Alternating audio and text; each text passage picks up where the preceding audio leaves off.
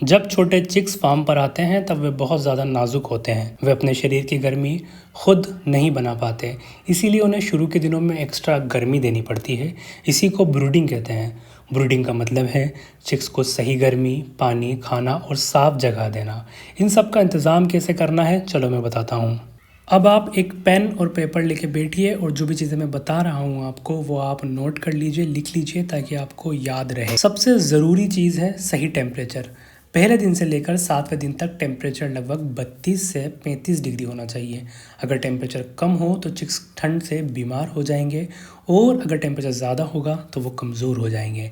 आप फार्म में temperature metre लगा करके फार्म का टेम्परेचर देख सकते हैं। आप चाहो तो इन्हें ऑनलाइन ख़रीद सकते हो। सभी ज़रूरी चीज़ों का लिंक मैंने डिस्क्रिप्शन के अंदर दिया हुआ है।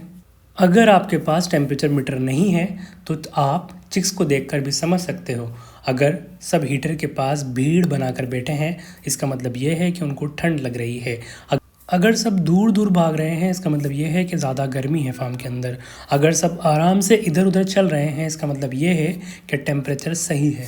अब हर हफ्ते आपको इस सूची के अनुसार टेम्परेचर फार्म के अंदर मेंटेन करना है, यानी कि शुरू के दिनों में 32 डिग्री से 35 डिग्री के बीच में और उसके बाद धीरे धीरे करके कम करते जाना है। एक दिन से लेकर के 31 दिन तक का ये टेम्परेचर सूची है, आप इसको देख सकते हैं या इसका स्क्रीनशॉट ले सकते हैं। जहाँ पर चूज़े रखे जाते हैं वहाँ नीचे सूखी बिछावन होना चाहिए।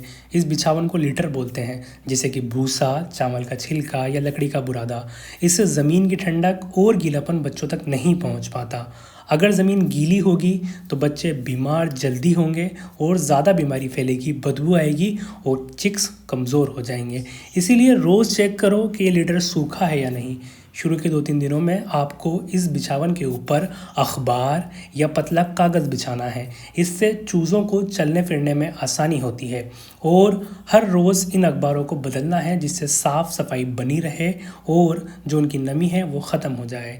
बच्चों के फार्म पर आने से पहले ही आपको फार्म का टेम्परेचर 32 से 35 डिग्री मेंटेन रखना है। अब ये रखना कैसे है, चलो मैं बताता हूँ।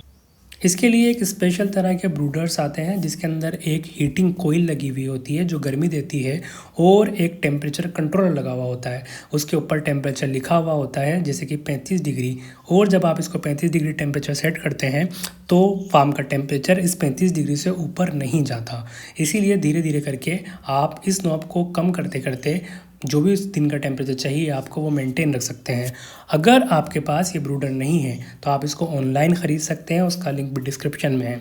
और अगर आप नहीं ख़रीदना चाहते तो आप इसकी जगह हेलोजन या फिर बड़े वाले पीले बल्ब या फिर हीटिंग कोयल यूज़ कर सकते हैं, लेकिन इसमें आपको ख़ुद जाकर देखना पड़ेगा कि फार्म का टेम्परेचर अभी कितना चल रहा है। बल्ब की संख्या ज़्यादा होती है और हेलोजन की संख्या भी ज़्यादा होती है जब आप फार्म में गर्मी करना चाहते हैं। तो अगर गर्मी ज़्यादा हो रही है तो हेलोजन की संख्या को कम कर दीजिए, उनको बंद कर दीजिए, और अगर गर्मी कम हो रही है तो हेलोजन बढ़ा दीजिए या फिर बल्ब बढ़ा दीजिए या हीटिंग कोयल बढ़ा दीजिए। इससे फार्म की जो गर्मी है वो आपके अकॉर्डिंग मेंटेन हो जाएगी।